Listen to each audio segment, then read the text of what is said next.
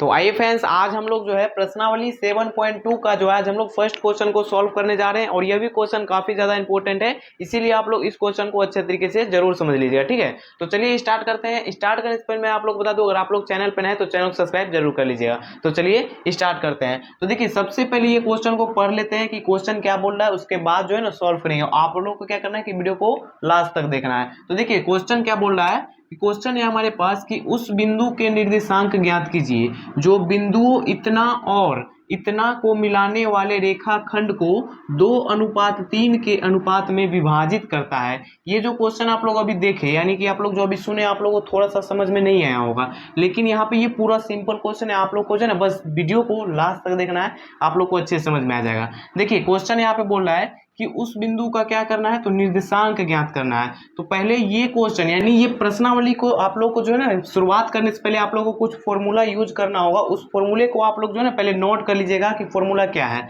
तो सबसे पहले इस क्वेश्चन को हल करने के लिए आप लोग को विभाजन सूत्र का प्रयोग करना होगा। तो विभाजन सूत्र क्या होता है, उसका निर्माण कैसे हम लोग करेंगे। तो देखिए सबसे पहले एक रेखा खींच लेंगे।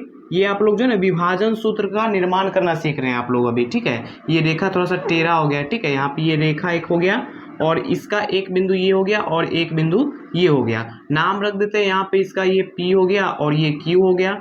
यहाँ पे आप लोग जो है विभाजन सूत्र निर्माण करना अभी सीख रहे हैं। ठीक है, क्योंकि वही फॉर्मूला का मतलब यूज करना है इस क्वेश्चन में। ठीक है ना, तो देखिए एक यहाँ पे ये P हो गया और यहाँ पे ये Q हो गया। इसका यहाँ पे देखिए, यहाँ पे ये X1 और Y1 हो जाएगा और यहाँ पे ये X2 और Y2 हो जाएगा।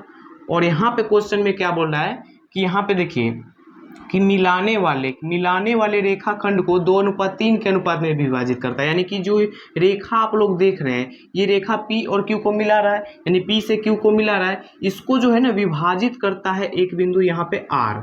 क्या करता है, तो R जो है विभाजित करता है।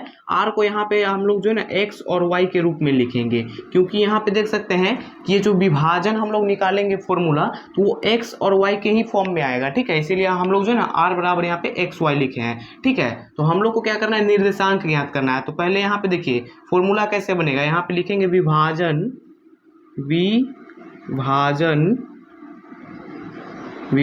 सूत्र। और वो ट्रिक भी मैं आप लोगों को बताऊंगा कि कैसे आप लोग को जो है ना विभाजन सूत्र का फॉर्मूला याद रखना है। ठीक है, क्योंकि आप लोग को तो अभी समझ लीजिएगा तो और भी अच्छा रहेगा। भूल जाइएगा तो आप लोग तुरंत क्या कीजिएगा, तो बना लीजिएगा। तो यहाँ पे आप लोग देख रहे हैं कि P और Q पहले हम लोगों ने क्या किया, तो बिंदु का नाम रख दिए। फिर यहाँ पे ये X1 Y1 हो गया और ये X2 Y2 हो गया। फिर यहाँ पे एक बिंदु रख दिए जो दोनों को विभाजित करे। R हमारा विभाजित कर रहा है यहाँ पे, और जो विभाजित कर रहा है ना वो वहाँ पे देखिए एक यहाँ पे M1 हो जाएगा और दूसरा M2 हो जाएगा। यानी कि जो विभाजित हो रहा है उसका नाम हो गया M1 और M2। तो आप लोग यहाँ तक समझ गए। अब देखिए हम लोग फॉर्मूला निर्माण करते हैं। देखिए यहाँ पे पहले लिखेंगे MX प्लस में MX और बटा में क्या लिखेंगे, तो M1 प्लस में M2। फिर यहाँ पे कोमा MY प्लस में MY, फिर बटा M1 प्लस में M2। और ट्रिक भी बताऊंगा मैं आप लोगों को कि कैसे याद रखना है इसको, ये फॉर्मूले को। तो यहाँ पे ये अभी फॉर्मूला पूरा नहीं हुआ, ये अभी हम लोग को ट्रिक मतलब देखिए यहाँ पे समझिए पहले। अभी आप लोग MX प्लस MX लिख दिए बाय M1 प्लस में M2, फिर कोमा MY प्लस में MY और बाय फिर यहाँ पे M1 प्लस में M2। तो यहाँ तक आप लोग समझ गए। अब जा क्या करना है कि 12 21 लगाना है। यहाँ पे देखिए 12, फिर यहाँ पे 21, फिर यहाँ पे 12, फिर यहाँ पे 21। तो यहाँ पे हो गया M1 X2, M1 into X2 बीच में गुना छिपा हो रहता है, तो M1 इंटू X2 प्लस में M2 इंटू X1। तो यहाँ पे बटा में फिर है M1 प्लस में M2। तो ये हो गया X का, ये जो अभी आप लोग देखें ये X का फॉर्म है और Y का फॉर्म ये है। तो हम लोग जो है ना इसको X और Y के भी फॉर्म में आंसर ला सकते हैं। ठीक है, तो यहाँ पे ये फॉर्मूला हमारा अब रेडी हो गया। तो इसको आप लोग याद कैसे कीजिएगा, पहले लिख दीजिएगा MX प्लस में MX बटा में M1 प्लस में M2, फिर MY प्लस में MY बटा में M1 प्लस में M2, और फिर 12 21 लगा दीजिए। फॉर्मूला रेडी हो गया। कितना सिंपल है ना, यहाँ पे देख सकते हैं 12 21 लगा दिए और विभाजन सूत्र रेडी हो गया। तो आप लोगों ने क्या किया, तो फॉर्मूला समझ लिया।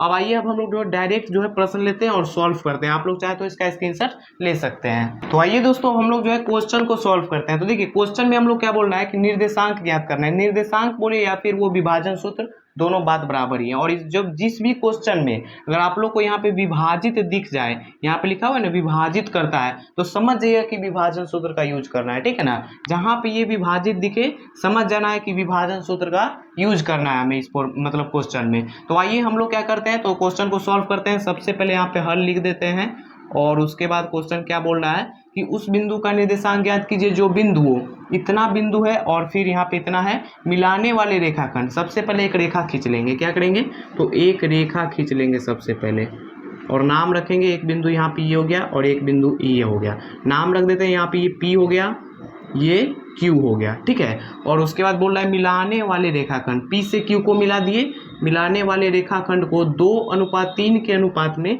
विभाजित करता है, यानी कि विभाजित करने के लिए यहाँ पे बोल रहा है ना। तो एक बिंदु बीच में डाल के और इसका नाम रख देंगे, यहाँ पे कुछ भी रख दीजिए, R रख देते हैं। यहाँ पे क्या रख दिए, R रख देते हैं। और P का मान यहाँ पे देख सकते हैं आप लोग, दिया हुआ है बिंदु, यहाँ पे जो ये बिंदु फर्स्ट वाला है वो P का मान हो गया -1 और 7, P का मान हो गया। और Q का मान यहाँ पे है ना, यहाँ पे 4, -3, तो 4, -3 हो गया Q का मान। यहाँ पे ये बिंदुओं है, ठीक है। अब R यहाँ पे हो जाएगा x, y, क्योंकि यहाँ पे x, y क्यों हुआ, क्योंकि हम लोग को जो है ना x, y के फॉर्म में निकालना है, या फिर निर्देशांक उसको हम लोग बोल सकते हैं, ठीक है। तो x, y हो गया यहाँ पे R, तो इसको हम लोग क्या बोलते हैं, x1 बोलते हैं। इसको हम लोग दूसरे वाले को y1 बोलते हैं, क्या बोलते हैं, y1। और यहाँ पे इसको क्या बोलते हैं, x2 और y2। ये तो आप लोग को बीच की दूरी ये सब पढ़े होंगे तो आप लोगों को समझ में आया ही होगा कि यहाँ पे इसको क्या बोलते हैं, x1, y1, x2, y2। तो यहाँ तक क्लियर हो गया।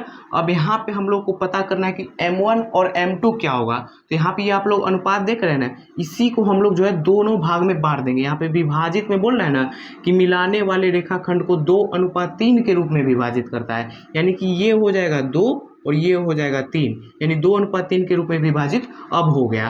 तो यहाँ पे ये हो गया m1, ये क्या हो गया m1 और ये हो जाएगा m2। तो हमारे पास x1, y1, x2, y2 और m1, m2 भी ज्ञात हो गया, ठीक है। तो अब हम लोग को फॉर्मूला बैठाएंगे और ये सारा मान बैठा देंगे, आंसर आ जाएगा। तो आइए फॉर्मूला बैठाते हैं। तो यहाँ पे सबसे पहले क्या लिखेंगे, तो यहाँ पे लिखेंगे कि विभाजन सूत्र से, या फिर लिखेंगे बिंदु R का निर्देशांक ज्ञात करना है। यहाँ पे हम लोग को R निकालना है ना, x, y के रूप में। तो यहाँ पे लिखेंगे क्या, तो लिखेंगे कि बिंदु R के निर्देशांक,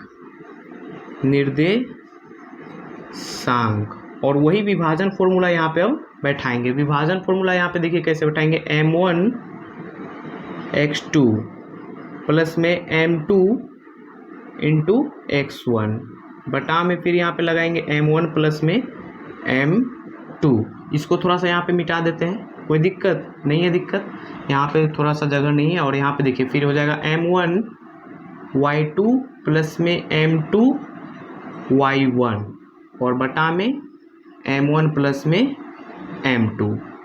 यहाँ तक आप लोग समझ गए, ये फॉर्मूला बैठा दिए। और इसका मान जो है ना यहाँ पे रख देते हैं, P का मान क्या है, P का मान तो -1 है और -7 x1 और y1, ठीक है। P का मान यहाँ पे रख दिए, कोई दिक्कत नहीं है, दिक्कत। अब आइए यहाँ पे हम लोग मान पुट करते हैं। देखिए m1 का मान कितना है, तो m1 का मान आप लोग बोलिए कि 2 है तो 2 रख दिए। ये दोनों के बीच में गुना छिपा हुआ रहता है तो गुना का यहाँ पे सिंबल दे दिए। और यहाँ पे देखिए x2 कितना है, तो x2 हमारे पास यहाँ पे देख रहे हैं 4 है तो 4 रख देते हैं, प्लस m2 हमारे पास 3 है तो 3 रख दिए। फिर यहाँ पे गुना x1 हमारे पास कितना है, -1 है तो -1 रख दिए। और बटा में m1 प्लस में m2 है ना, तो m1 कितना है हमारे पास, तो m1 है 2 तो 2 रख दिए, प्लस m2 है 3 तो 3 रख दिए। ये मान आप लोग सही रखिएगा, उसके बाद सॉल्व आसानी से हो जाएगा। मान गलती बैठाइएगा तो आंसर भी गलत आ जाएगा, तो मान ही सही बैठाना, ठीक है। यहाँ पे m1 देखिए 2 है, गुना m2 y2 कितना है, y2 देखिए यहाँ पे -3 है तो -3, फिर प्लस m2 हमारे पास यहाँ पे 3 है तो 3 रखेंगे, गुना यहाँ पे y1 हमारे पास 7 है तो 7 रख दिए, कोई दिक्कत नहीं है, दिक्कत। अब यहाँ पे m1 है 2 और प्लस m2 है 3। अब आइए इसको सॉल्व करेंगे और हमारा देखिएगा आंसर आ जाएगा। यहाँ पे देखिए 4 दूनी क्या हो गया 8, प्लस यहाँ पे देखिए प्लस नहीं, यहाँ पे सॉरी, यहाँ पे देखिए, यहाँ पे आप लोग ध्यान से समझिए, प्लस माइनस क्या होता है, तो माइनस होता है। यही सब ध्यान रखना है, ये छोटा चीज़ इसमें ध्यान रखना होता है। प्लस माइनस हो गया और 3 गुना करेंगे 3 हो जाएगा, बटा में यहाँ पे देखिए 3 2 हो गया 5 तो 5, कोमा यहाँ पे देखिए, यहाँ पे तो प्लस छिपा हुआ रहता है, तो यहाँ पे देखिए 3 दूनी क्या हो गया 6, तो यहाँ पे माइनस में 6 हो जाएगा, प्लस 7 तिया हो गया 21, तो 21 हो गया।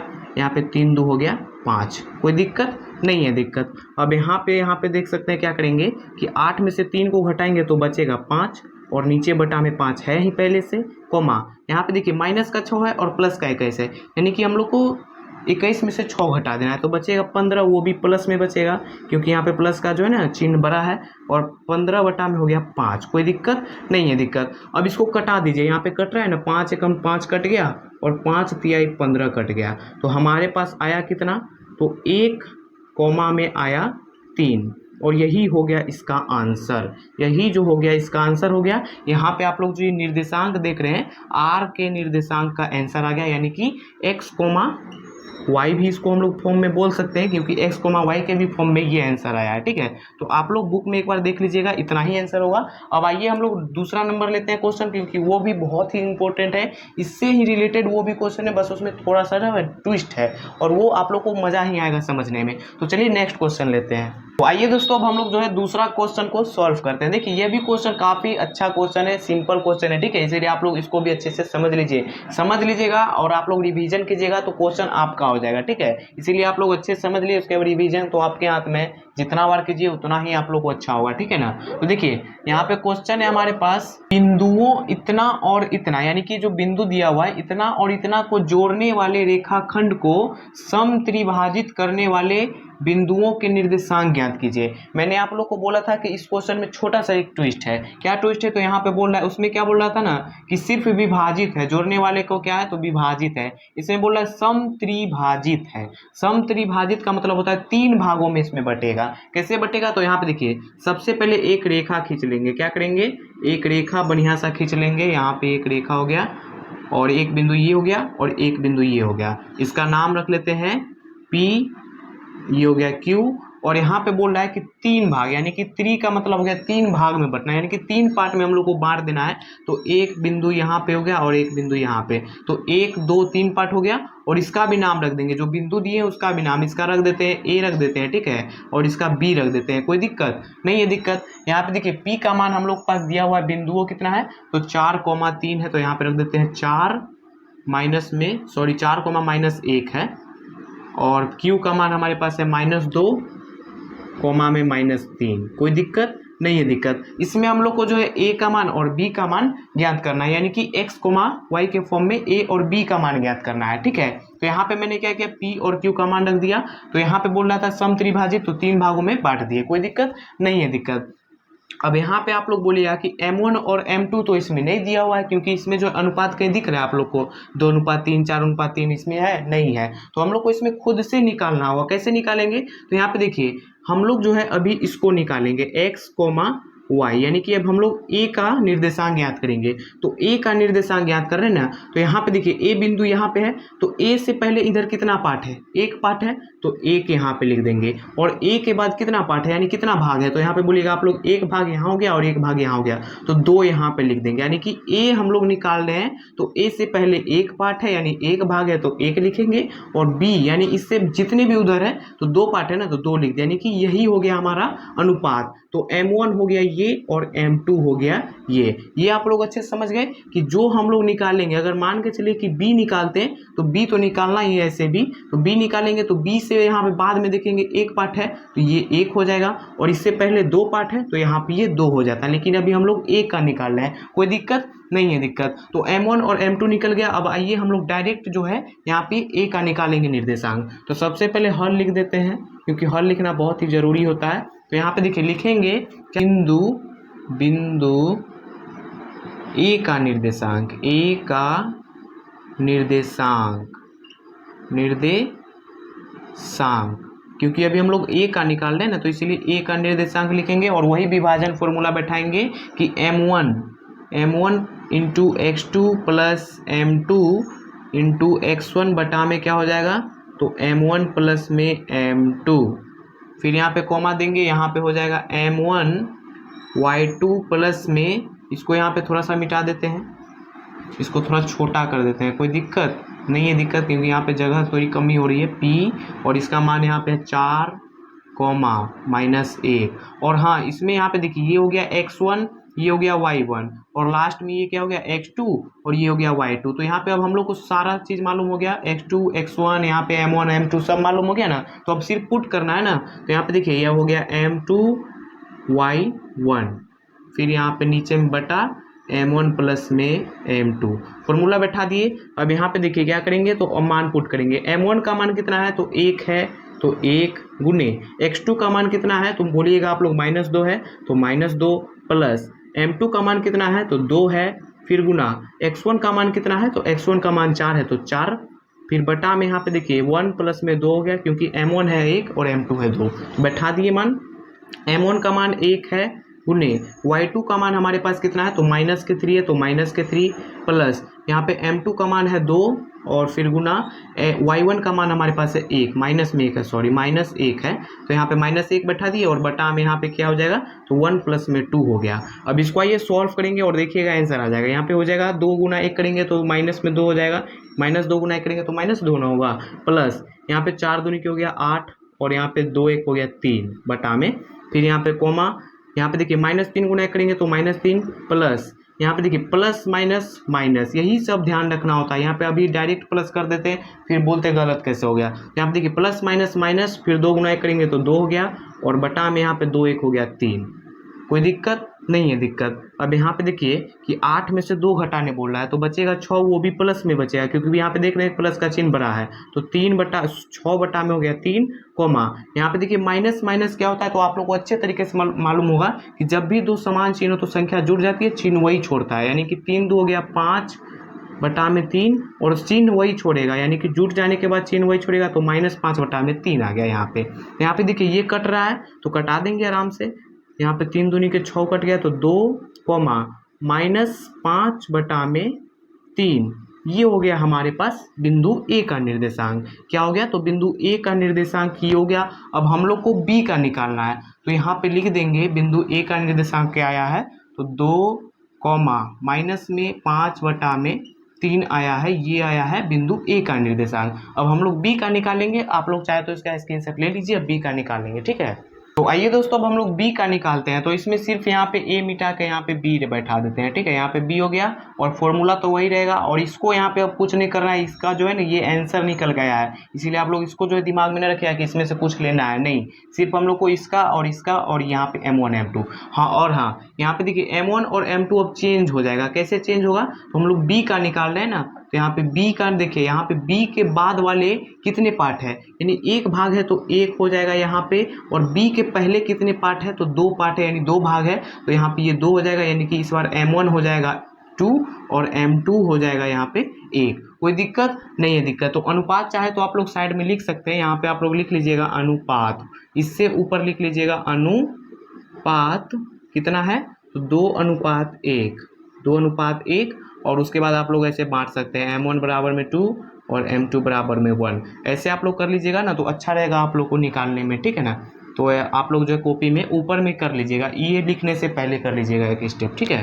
तो देखिए आइए मान पुट करेंगे, तो m1 का मान कितना है, तो 2 है, गुने x2 का मान कितना है, तो x2 का मान माइनस में 2 है, प्लस m2 का मान है 1, गुने x1 का मान कितना है, तो x1 है हमारे पास 4, तो 4 रखेंगे, फिर यहाँ पे बटा m2 हो गया 2, प्लस m2 हो गया यहाँ, सॉरी m1 हो गया 2 और m2 हो गया 1।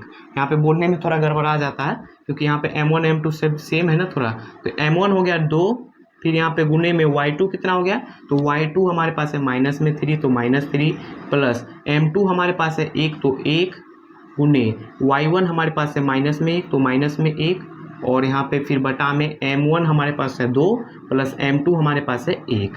यहाँ पे आप लोग जब मान सही से रखिएगा तो ही आंसर आएगा, ठीक है। मान रखने के बाद छोटा छोटा चीज़ पर ध्यान रखना होता है, प्लस माइनस ये सब पर ध्यान रखना होता है, तब आंसर एकदम एक्यूरेट सही आएगा, वरना गलत हो जाएगा, ठीक है। तो यहाँ पे देखिए मान रख दिए बढ़िया से एकदम। अब आइए सॉल्व करते हैं। देखिए -2 गुना 2 करेंगे तो माइनस में 4 हो गया, प्लस 4 गुना 1 करेंगे तो 4, और इसको जोड़ देते हैं, बटा के नीचे वाले को 2 1 हो गया 3। कोई दिक्कत नहीं है दिक्कत। फिर यहाँ पे देखिए -3 गुना 2 करेंगे -6, फिर यहाँ पे -1 गुना 1 करेंगे तो कितना होगा, -1 ही होगा, और बटा में यहाँ पे 3 हो गया। कोई दिक्कत नहीं है दिक्कत। फिर यहाँ पे देखिए -4 है और ये +4 है, तो ये दोनों तो आपस में कट गया, तो बचा ऊपर में 0 और बटा में 3, ठीक है। और यहाँ पे देखिए फिर यहाँ पे माइनस माइनस हो गया प्लस, तो यहाँ पे 6 1 हो गया 7 और चिन्ह वही छोड़ेगा। मैंने आप लोग को बोला है कि जब भी जो दो समान चिन्ह रहता है तो संख्या सिर्फ जुड़ती है, चिन्ह वही छोड़ता है। तो 7 कोमा में हो गया 3, -7 कोमा में हो गया 3। अब देखिए 3 से 0 में भाग दीजिएगा तो 0 ही होगा, क्योंकि इसमें तो कोई संभव ही नहीं है, तो यहाँ पे ये 0 हो गया। फिर कोमा यहाँ पे देखिए -7 बटा में 3 हो गया, क्योंकि यहाँ पे ये कटेगा नहीं, तो यही हो गया इसका आंसर। यानी कि बिंदु बी का निर्देशांक हमारे पास कितना आया है, तो 0 कोमा में -7 बटा में 3 आ गया है इसका आंसर। तो आप लोग चाहे तो यहाँ पे लिख दीजिएगा क्या आया, 0 कोमा -7 बटा में 3 आया है बी का निर्देशांक, और यही हो गया इसका आंसर। यानी कि इसमें दो बिंदु हम लोग को ज्ञात करना था, बिंदु ए और बिंदु बी। तो आप लोगों ने इसको अच्छे से समझ लिया, तो चलिए स्क्रीन से फटाफट लीजिए और मिलते हैं नेक्स्ट वीडियो में नेक्स्ट क्वेश्चन के साथ। तब तक के लिए अगर आप लोगों को वीडियो अच्छी लगी हो तो वीडियो को एक लाइक कर दीजिए, अगर चैनल पर नए हैं तो चैनल को सब्सक्राइब जरूर कर लीजिएगा। चलिए मिलते हैं नेक्स्ट वीडियो में, तब तक के लिए बाय बाय दोस्तों।